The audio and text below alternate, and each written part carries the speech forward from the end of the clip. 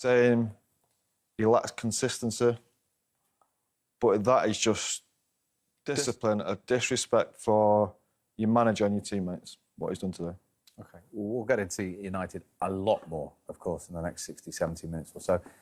Liverpool, we saw the smiling faces. Mo Salah is only the second ever person to score a hat-trick for Liverpool at Manchester United in their history. Does that get any better as a Liverpool player than that today? No, because, of course, everyone will have... There's two sides to every story, but from Liverpool's point of view, what a sublime performance. They've come and, they've arrived at Old Trafford on the crest of a wave anyway, playing particularly well at the moment. Mo Salah is just playing out of this world. Scoring a hat-trick at Old Trafford's hard enough when you're playing for Manchester United, when you're beating everyone 5 or 6-0. But to go as an away team and score a hat-trick, and, against, OK, they've played poorly today, but they've still got some unbelievably talented players. It's an unbelievable performance from Mo Salah, from Liverpool. Any chinks that Manchester United had in their armour, Liverpool punished them, and punished them badly, severely. Probably could have scored more. If they'd needed to, probably would have in the second half. It was a sublime performance.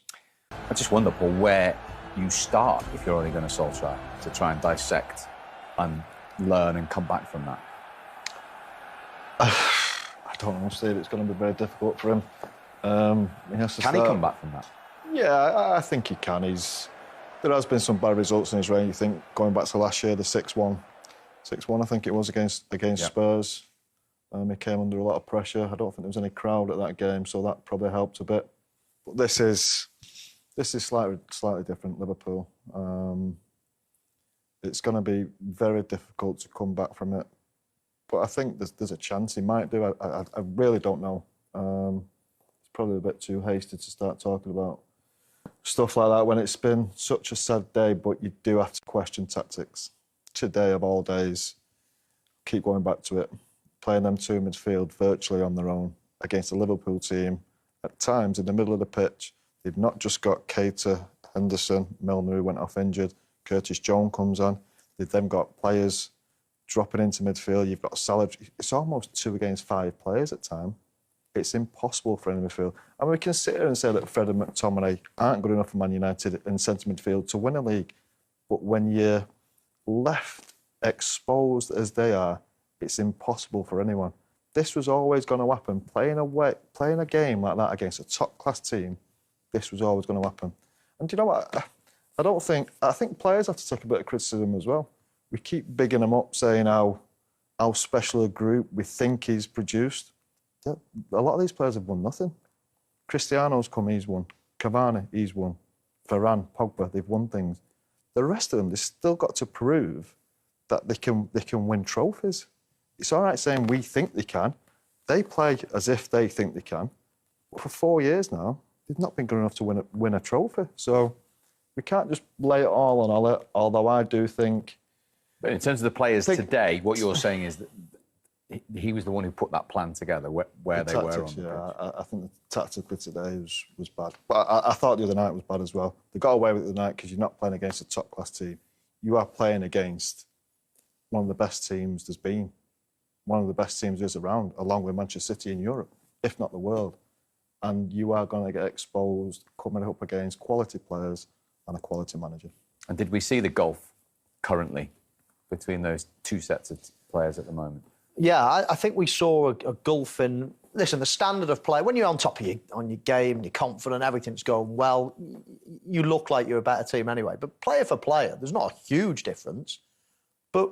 So what is the difference then? Well, tactics, the total disorganised way that Manchester United tried to play the game.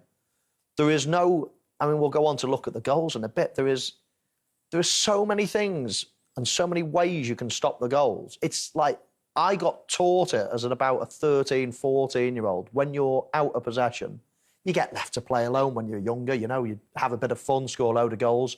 But at some point in your career, someone grabs hold of you and say, right, 50% of the time you've not got the ball. You're not a passenger. You're a centre forward. You think you do. You angle players. You take players into areas that win the ball off them. You're hunting packs. I'm the first one to go. I'm not going to win the ball. He might not win the ball. He might, but down the chain, someone's going to win the ball from where you put the pressure on. There's attacking players there, just meander towards the ball. They can get past that way, anyway. How can you build a structure behind you if you've just got right from the minute one, right from the first person pressing, haven't got a clue how to play as an attacking player out of possession? It's something they should have learned as a 13, 14-year-old, and Ole Gunnar Solskjaer's got to sort that out straight away, right from the start. Well, he's got to sort it out. You highlighted the Leicester game before the game. You spoke about the Atalanta game in the week, and you two are now speaking about the same subject again today. Because we could see what was there. You could smell the danger of playing against a top-class team. Tactically, was bad today, really bad. But on the other side of that, players got to have some kind of common sense as well. You think about Mason, that first instance, going to close him down. That was almost cheating. Because he knew he couldn't get the ball, and he knew it looks like I'm going to close him down. But he knows he's just going to pass it to him here, and he can't do anything. So it's almost a cheating way of sprinting to him, let him pass it, and then just a little walk back, because he knows, oh, nothing, I've done my bit. But he hasn't done his bit. He's ruined the whole team. All the team get pulled out of position. Wan-Bissaka has to come out. Lindelof ends up right back. And exactly what we said, then all the space in the middle. All of a sudden, from Mason not doing his job properly, the team attacking him. I think it was Salah who played Keita in. He could have played Alexander-Arnold in. He could have played Robertson in.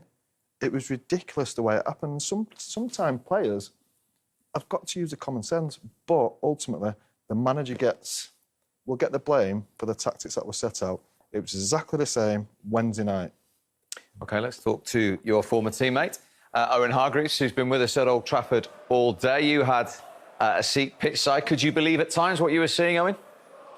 No, you nailed it, Steve. I mean, I literally couldn't believe what I was watching. I don't think the fans could believe what they were watching. And to be fair, about 25 minutes in, they turned. You know, they could feel the nervousness on the players. In possession, defensively, they were all over the place. And today, United showed their level. The thing is, look, you got to praise Liverpool. They played absolutely fantastic. They showed their level. They showed what champions play like. And they came up here as a team and put on a performance. And United showed that they are miles off reaching the level of Manchester City and Liverpool. That was the scoreline suggested, but the performance was between the two teams. The gap is just so significant. It's unbelievable. Owen, Scholes, you OK, mate? How you doing, Scholes? Yeah, good. I'm just thinking, look at them tactics. You're a central midfield player, unbelievable athlete, could get around the pitch. Would you ever enjoyed playing in that midfield today? Well, I'll tell you what, Scholes, I would have gone down swinging if we were going to go down. Look, one of the most important things is you compete. I didn't see United compete for everything today. Liverpool showed their level.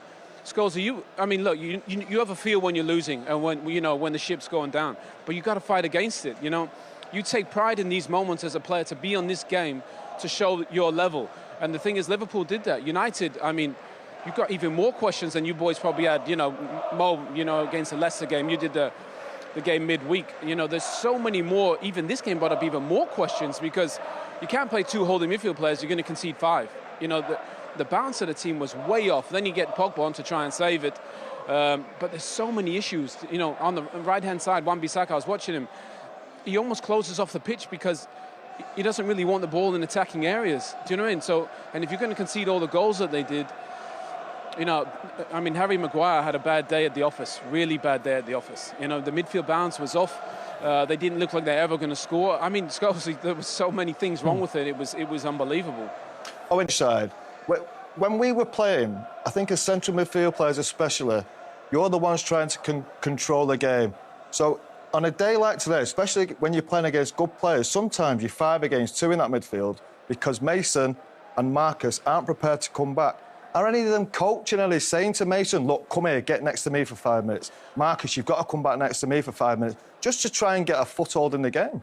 Look, Mason's a fabulous player, but he doesn't track back. That's not the first time, I've seen the fact that he's not running back in support of Wan-Bissaka. So I think Ole probably played those boys, Scholesy, because Mason's an academy boy. He understands what this game means. He played Marcus because he understands what this means. Cristiano knows what it means more than anyone. I think he played those boys because he thought they were going to put the work in. But Liverpool compete as a team. That front three from Liverpool, they're always kind of rotating, they're always pressing. But United didn't play as a team. So we talk about the attacking players, but we were all there for each other, Scholesy, when we needed to be. Do you know what I mean? you know when to press and you know when to drop in, you know when to find your shape, you know when to find little pockets and get on the half turn. I mean, offensively, defensively, the gap between the two teams, Scholes, I knew it was a big gap. I never believed it was that big until tonight. That's what I'm trying to say, Owen, that there's a real lack of leadership in this team. And surely at some point, them two midfield players playing centre midfield for Man United, they've got to organise around them when they know it's very tough. Harry Maguire, centre-half, great experience. Lindelof, great experience internationally. They've got to start talking to it. Because you're there, I'm just saying, is there any coaching on the pitch? Can you hear anybody? Is there anybody trying to lead the team? I'll tell you what, Scholes, the crowd turned at about 25 minutes, and it was only on that. They turned because they could feel that the players, whatever, they weren't communicating, they weren't comfortable in possession, there was a nervousness about them. Look, you can have doubt, that's fine, but you've got to push through it, you've got to compete.